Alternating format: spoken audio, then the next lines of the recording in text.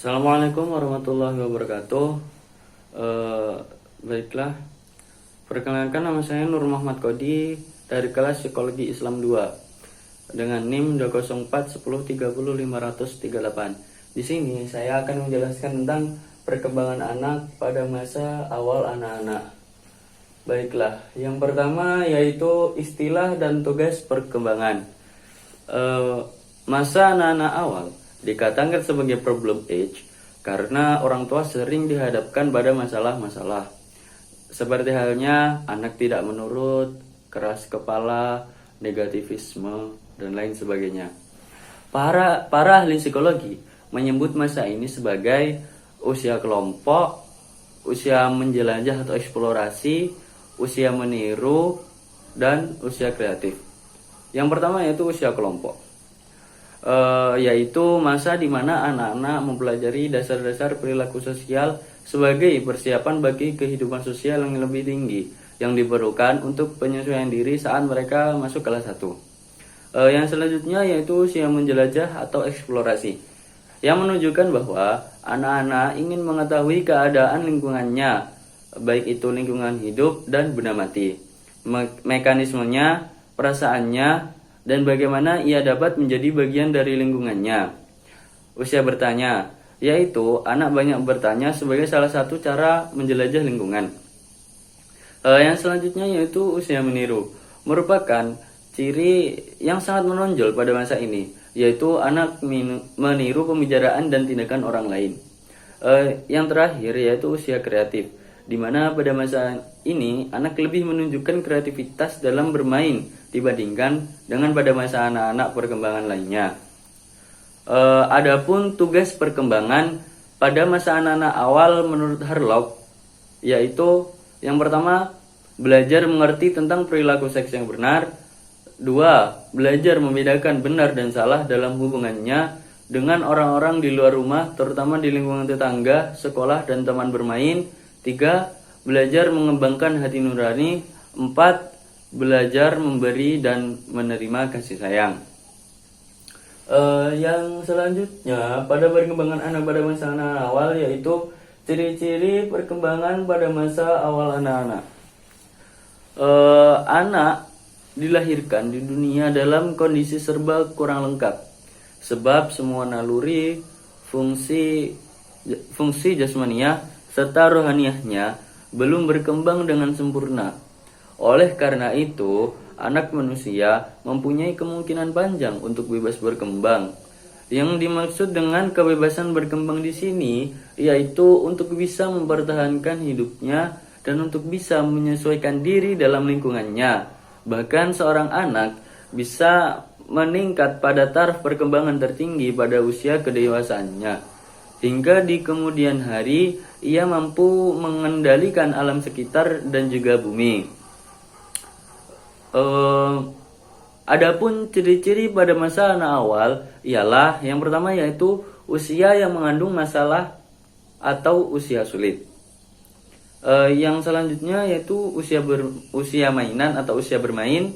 Yang selanjutnya itu usia prasekolah, usia belajar kelompok, usia menjelajah dan banyak bertanya, dan yang terakhir yaitu usia meniru dan kreatif. Yang selanjutnya yaitu perkembangan fisik. Perkembangan fisik atau tubuh manusia merupakan sistem organ yang kompleks dan sangat mengagumkan. Kuhlen dan Thompson mengemukakan bahwa perkembangan fisik individu meliputi 4 aspek, yaitu 1.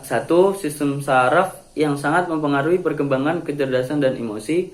2. Otot-otot yang mempengaruhi perkembangan kekuatan dan kemampuan motorik. 3. Kelenjar endoktrin yang menyebabkan munculnya pola-pola tingkah laku baru. Yang terakhir yaitu struktur fisik atau tubuh yang meliputi tinggi, berat, dan proporsi masa anak-anak awal. Yang selanjutnya yaitu kebiasaan fisiologis pada masa anak-anak. Pada awal masa anak-anak, Kebiasaan fisiologis yang dasarnya sudah diletakkan pada masa bayi menjadi semakin baik. Tidak perlu lagi disediakan makanan khususnya dan tidak perlu disediakan makanan khusus. Dan anak belajar makan pada waktu-waktunya tertentu. Namun nafsu makan anak-anak tidak sebesar seperti masa bayi. Hal ini sebagian disebabkan karena tingkat pertumbuhan telah menurun dan sebagian karena sekarang ia telah mengembangkan jenis makan yang disukai dan tidak disukai.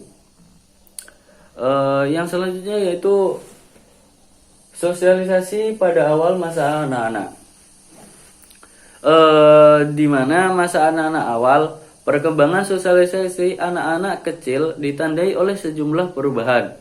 Perkembangan pikiran serta pengalaman emosi yang terjadi menghasilkan kemajuan yang nyata dalam perkembangan diri, kematangan emosi, pemahaman moral, serta kesadaran gender.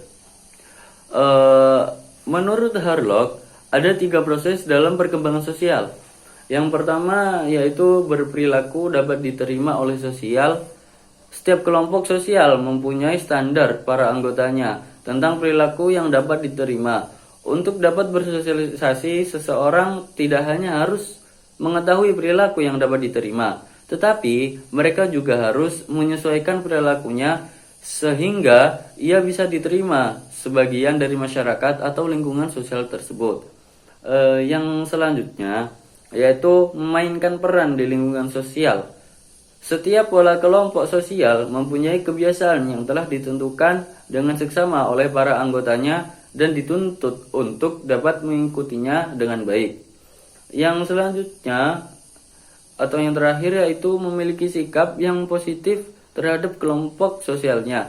Untuk dapat bersosialisasi dengan baik, seseorang harus menyukai orang yang menjadi kelompok dan aktivitas sosialnya. Jika seseorang disenangi, ia berhasil dalam penyesuaian sosial dan diterima sebagai anggota kelompok sosial di tempat mereka menggabungkan diri. Yang selanjutnya atau yang terakhir yaitu bahaya pada awal masa anak-anak. Bahaya pada masa awal anak-anak yaitu terhambatnya pertumbuhan fisik dan mental dapat merusak penyesuaian pribadi serta penyesuaian sosial anak. Di sini ada 2 yaitu yang pertama yaitu bahaya fisik. Yang pertama yaitu kematian yang sering disebabkan karena kecelakaan daripada penyakit. Yang kedua yaitu penyakit.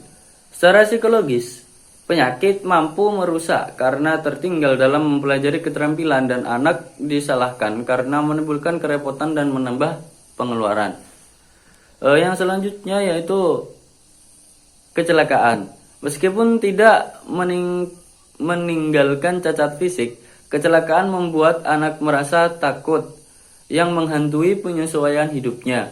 Yang keempat yaitu kegemukan. Hal ini dikarenakan kegemukan membahayakan kesehatan dan penampilan. Yang kelima yaitu tangan kidal. Orang yang kidal akan kelihatan berbeda dan itu ditafsirkan sebagai rasa rendah diri. Yang selanjutnya yaitu bahaya psikologis.